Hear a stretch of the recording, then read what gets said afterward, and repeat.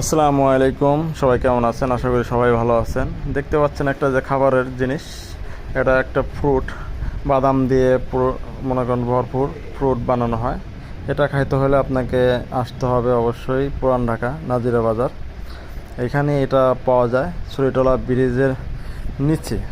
ছুরিটোলা ব্রিজের নিচে এটা পাওয়া যায়। আশা করি যারা আসবেন এখানে চলে আসবেন।